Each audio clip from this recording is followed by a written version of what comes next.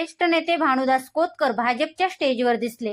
कारण काय तर सत्तेत असलेले अजित पवार गटाचे आमदार संग्राम जगताप हे सोयरे.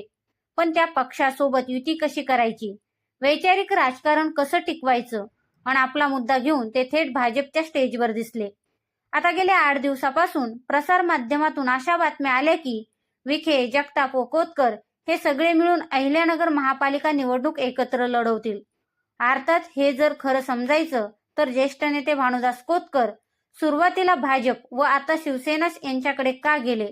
कारण कोतकर भाजप बरोबर गेले असते तर पुन्हा विरोधाची गोष्ट जगतापांच्या वाट्याला येते.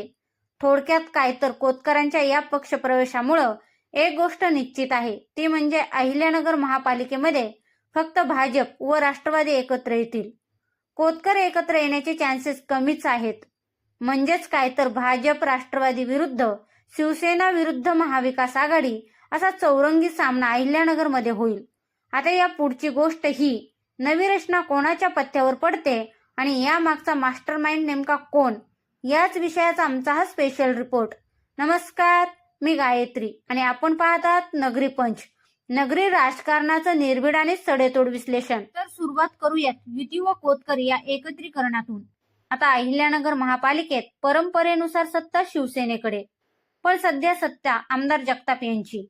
तरी भाजपला आपलाच महापौर करायचा असल्यामुळे ते कोतकरांशी जमून घेतील अशाही चर्चा आहेत.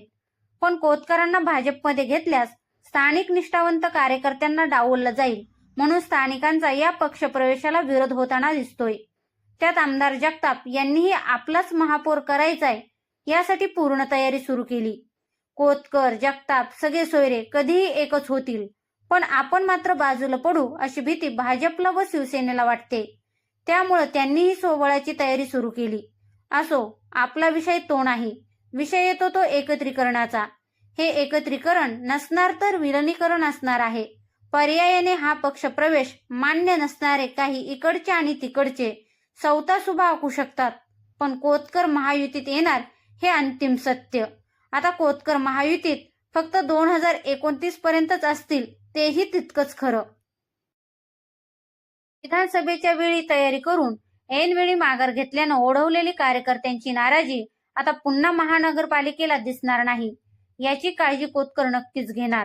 आता या समीकरणात कोणाचा फायदा होणार तर वरवर भाजपचाच होईल असं वाटू शकतं. सूक्ष्म विचार करणारा राजकारणातला तोच पक्ष आहे. पण अहिल्यानगरच्या राजकारणात नेत्यांचं पॉकेट, संस्थात्मक राजकारण, मनी आणि मसलचा विचार करता कोतकर किती हातपाय पसरू शकतात हा महत्वाचा मुद्दा. आता इथं आमदार जगताप यांच्या कार्याचा फायदा नगरकरांना होतोय. त्यामुळे अगदी खरं सांगायचं तर शहरात राष्ट्रवादी सर्वत्र दिसत आहे, पण हिंदुत्वाच्या मुद्द्यावरून आमदार जगतापच भाजपमध्ये जातील अशा काही दिवसापासून चर्चा आहेत. आणि त्याचाच फटका शहरात महायुतीला बसू शकतो अशी भाजपला भीती. कारण शहरात मुस्लिम मतदान जास्त आहे. त्यामुळे इथं कोतकर विरोधात जगताप अशी लढत झाली तर साहजिकच मुस्लिम वोटर भाजपच्या म्हणजेच कोतकरांच्या बाजूने उभे राहील व त्याचाच फायदा भाजपला होईल. आता बोलूयात महाविकास आघाडीबाबत.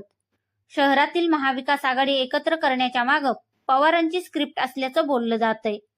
लोकसभेत महाविकास आघाडीच्या जागा निवडून आल्या व जिल्ह्यात महाविकास आघाडीला चांगले दिवस आले अशा चर्चा सुरू झाल्या. पण काहीच दिवसात विधानसभेच्या निवडणुकीत अनेक ठिकाणी शरद पवार गटाचे आमदार पराभूत झाले व त्यावेळी जिल्ह्यातून महाविकास आघाडी हद्दपार झाली अशा चर्चा सुरू झाल्या आणि त्याचीच पुनरावृत्ती पुन्हा नगरपालिका निवडणुकीत आली. त्यामुळे महाविकास आघाडीच्या नेत्यांची सध्या तरी दयनीय अवस्था दिसते. आता कोतकर भाजपमध्ये जाणार या चर्चामुळं आमदार जगताप काय निर्णय घेतात याकडे संपूर्ण जिल्ह्याचं लक्ष लागलंय. युतीमध्ये पालकमंत्री राधाकृष्ण विखे पाटील यांच्या मार्गदर्शनाखाली बैठका सुरू आहेत. आता भाजपकडून काहीच हालचाली होत नाहीत असं समजताच कोतकर गट शिवसेनेकडून ऍक्टिव्ह झाल्याच्या चर्चा सुरू झाल्या. आता यातलं तथ्य किती आहे हा नंतरचा भाग. पण शिंदे सेनेनेही सन्मानपूर्वक जागा मिळाल्या तर युती करणार, नाहीतर सेपरेट लढणार असे सांगितले आहे. भविष्यात कोतकर व जगताप किंवा भाजप व कोतकर अशी जुळणी करायची असेल तर इथं मध्यस्थी म्हणून कोण भूमिका बजावू शकतात? अर्थात विखेच. कालपर्यंत कोतकरांसोबत बोलणी करायला, आपल्या मर्जीप्रमाणे तडजोड करायला भाजपकडे व्यक्ती नव्हती. आज किमान विखे आहेत. अर्थात कोतकर जगताप हे नवं समीकरण महायुतीला बळ देणारं व महाविकास आघाडीला बॅकफुटवर नेणारं आहे. आता या समीकरणात विरोधाची पेच सुद्धा भरून निघेल. भाजपला सुद्धा कमीत कमी नुकसान सहन करावं लागेल आणि महत्वाचं म्हणजे राष्ट्रवादी आवाक्यात राहतो. तिसरा पर्याय म्हणजे शिवसेनेचा. शिवसेना इथे एकट्यानं लढणार का? शिवसेनेला आपणही खूप काही मिळू शकतो असं वाटतंय आणि हेच समीकरण भाजपसाठी महत्वाचं आहे. कारण राज्याच्या राजकारणात कुठलाही पक्ष मोठा झाला तर त्याला आपल्याकडे झुकून घेण्याची क्षमता फक्त भाजपकडेच आहे. पण त्याऐवजी शिंदे सेनेला मोठं बळ मिळालं तर त्याचा तोटाही भाजपलाच.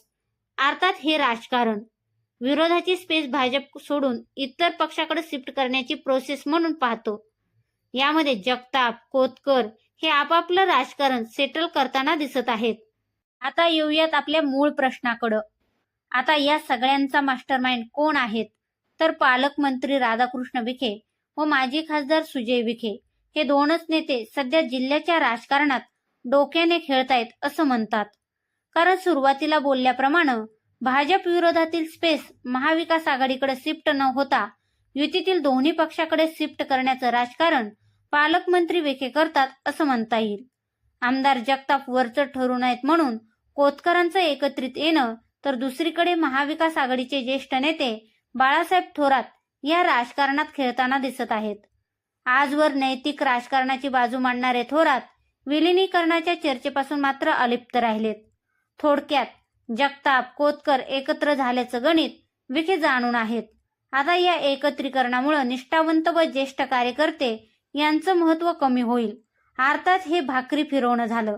आता ही जरी गणित आपल्याला महानगरपालिकेपुरती दिसत असली तरी आगामी निवडणुकीसाठी ही नवी समीकरणं तयार होताना दिसतायत. आता खरंच अहिल्यानगर शहरात भाजप, कोतकर, जगताप एकत्र लढणार का? असो, पण हे राजकारण समजून उमजून फायदा करून कोण घेतय असं म्हटलं तर सध्या तरी भाजप व कोतकर हे दोनच नावं दिसतात. या सगळ्या राजकारणाबद्दल तुम्हाला काय वाटतंय हे आम्हाला कमेंट करून नक्की कळवा. शिवाय व्हिडिओ आवडला असेल तर चॅनलला लाईक व शेअर करायला विसरू नका.